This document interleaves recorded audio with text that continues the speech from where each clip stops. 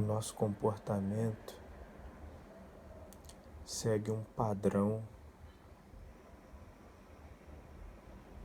natural e cultural. Esse padrão é formado a partir da realidade na qual estamos inseridos, da tenra idade à velhice. Nós criaremos e amadureceremos quem somos. Talharemos cada detalhe na nossa personalidade. Iremos esculpir todas as formas que desejamos que tenhamos. A personalidade, a existência, o significado é algo imposto, mas também é algo em que nós podemos imprimir o significado se descobrirmos isso, e eu acho que foi isso que aconteceu comigo. Eu descobri o significado e entendi que, na verdade, é tudo parte de um conjunto racional de coisas. A pergunta pela existência: o que é a vida, o que é o ser humano, de onde viemos, qual é a finalidade? Essa pergunta não tem sentido.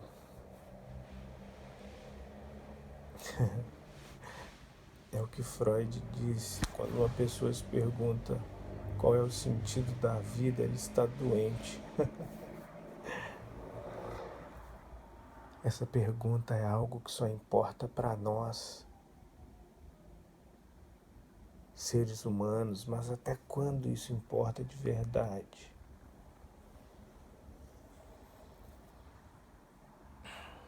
Nós somos alguma coisa muito estranha, uma superinteligência,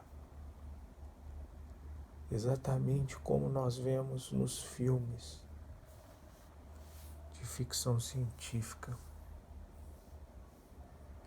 Ali está o retrato daquilo que somos. Nós somos exatamente aquilo na figura do outro. O outro exposto naquelas condições é o reflexo daquilo que somos. Somos estranhos, somos assustadores, somos brilhantes, somos bons, somos maus, somos tudo. Nós somos alguma coisa, nós existimos. Tudo existe e tudo de alguma forma faz sentido. Da mesma maneira que nada existe e nada faz sentido. É a síntese, a antítese e a tese, a dialética ao contrário.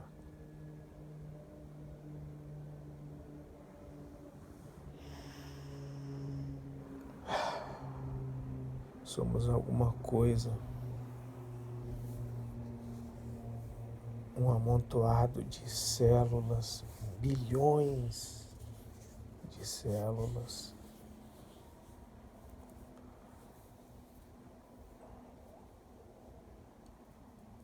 O nosso corpo se estende na vertical, na horizontal.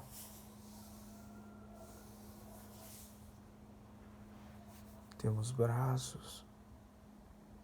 Na verdade, temos aquilo que demos ao nome braço. Temos mãos. Temos aquilo que nós chamamos de unha. Isso cresce na ponta dos dedos. E com o tempo nós precisamos cortar. Eu realmente não sei qual é a função disso. mas certamente por alguma razão lógica e eficaz e perfeita, isso está aqui. A nossa natureza foi criada, ou ela existe, para se autopreservar.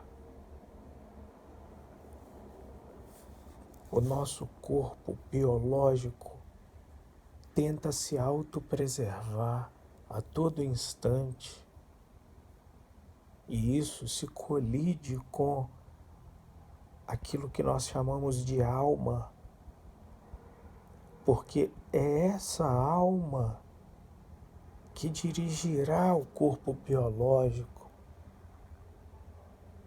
e em completo repto a capacidade de autossobrevivência do corpo biológico e essa tentativa de se salvar. A alma é aquilo que nos mata. A alma é aquilo que se impõe sobre o corpo e se impõe, na maioria das vezes, de modo negativo, por diversas razões. É a alma que nos faz beber demais, é a alma que nos faz comer demais, é a alma que nos adoece, é a alma que nos impede de comer, é a alma que nos impede de beber, que nos enlouquece, nos tranca dentro de um quarto, em uma camisa de força, em um presídio, numa penitenciária suja. É a alma. A alma submete o corpo humano às piores situações existenciais possíveis. Mas existe um método e uma forma para controlar isso. Na verdade, é isso que nós devemos procurar. Ou talvez isso também seja algo sem sentido, mas que faça lógica para nós. A existência é uma loucura. A consciência,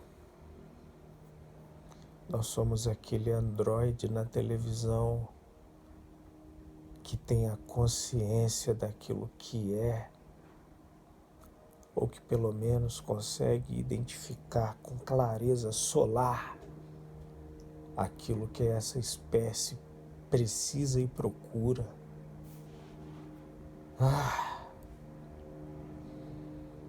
Deus, um fruto do imaginário ou o criador da espécie humana? Deus, no meio do universo, o universo. Será que o universo não seria apenas uma alucinação? Uma espécie de transe que sequestra o imaginário daqueles que conseguem olhar para fora do planeta Terra? Talvez seja apenas algo que aparece e entorpece essas pessoas, causando-lhes a ideia de que elas tenham ido a outro lugar e voltado. Existem infinitas variáveis, infinitas perguntas, infinitas questões. A gente precisa responder todas elas? Não, sim.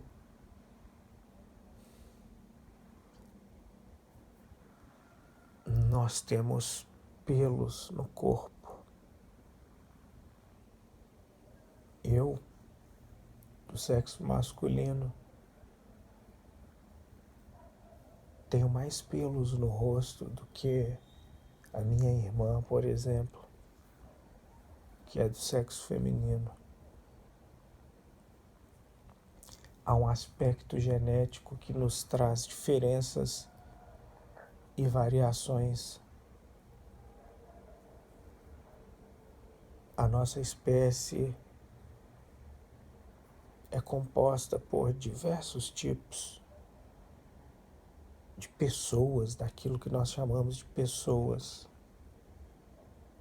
E essas pessoas são escravas do corpo por causa da alma.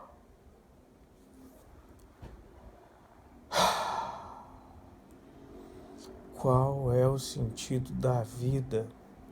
Levantar e trabalhar, estudar, passar em provas, ser torturado psicologicamente para ser chamado de doutor?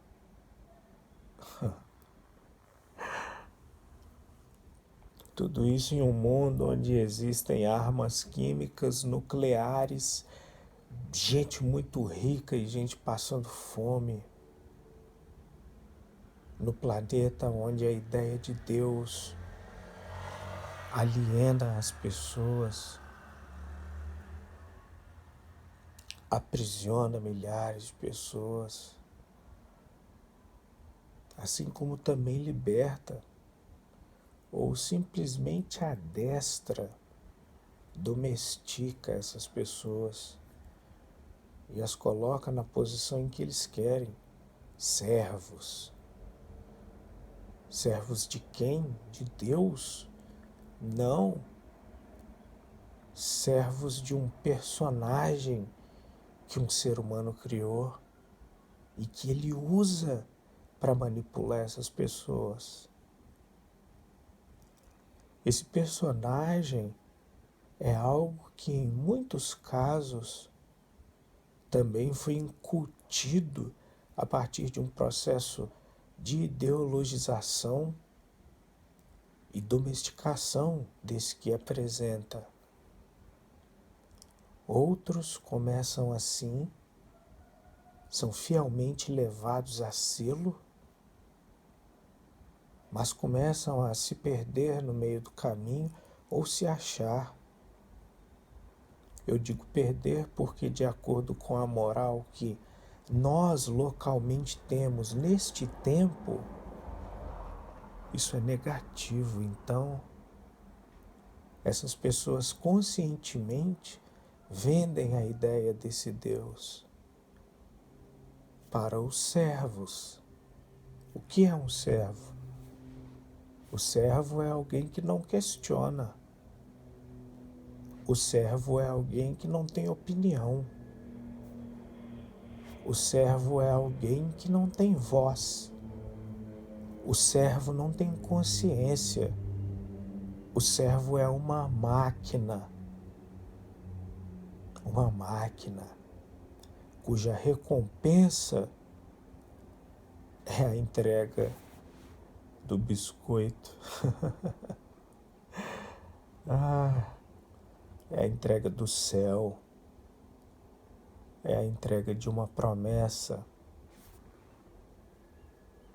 é a promissão divina.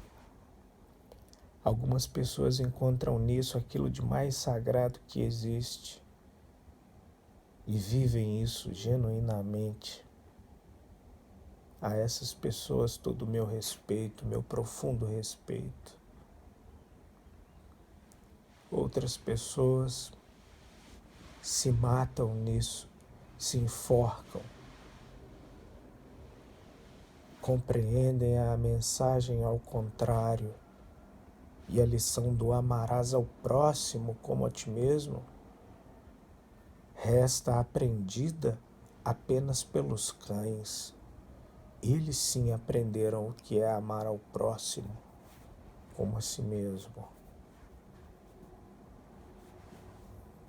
Essa espécie cria a religião e cria uma espécie, um modelo, perdoe meu pleonasmo, um modelo de recompensa à dor e o sofrimento de existir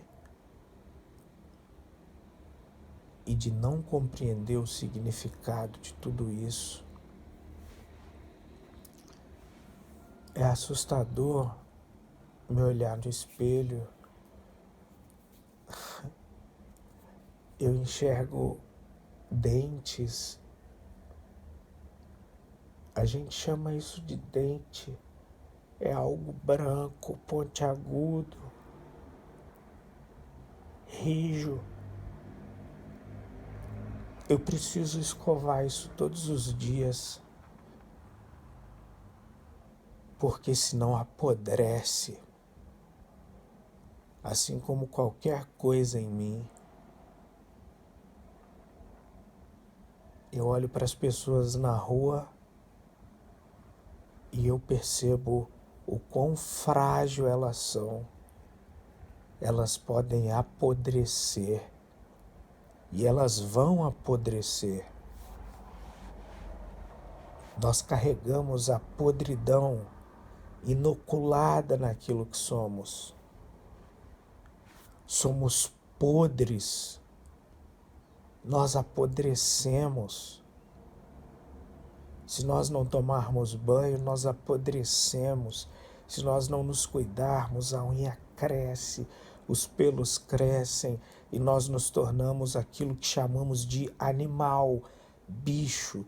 Nos tornamos um Nabucodonosor. Uma fera. Nós somos uma espécie que precisou construir a sua própria jaula, a sua própria prisão.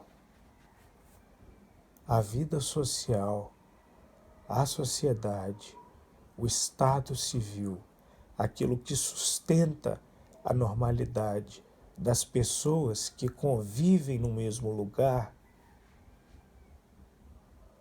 é a causa de não sermos consumidos. É a jaula que aprisiona a fera que somos. As leis, a religião, a política, a economia política, a filosofia, a história, a educação, os livros, o poema, Deus, o diabo, o céu, o inferno, tudo, o bem e o mal, tudo isso é uma invenção da nossa espécie. É a única forma ou a múltipla forma que nós encontramos ao longo da existência para aprisionar aquilo que somos e impedir que a nossa espécie se mate até o último homem. Eu acho que depois de tudo isso que eu disse, eu posso parar de pensar nessas coisas e simplesmente voltar ao normal. Ou quer dizer, à vida ilusória e miserável que nós mesmos criamos. Como disse o Fidel Castro no seu último discurso, fim.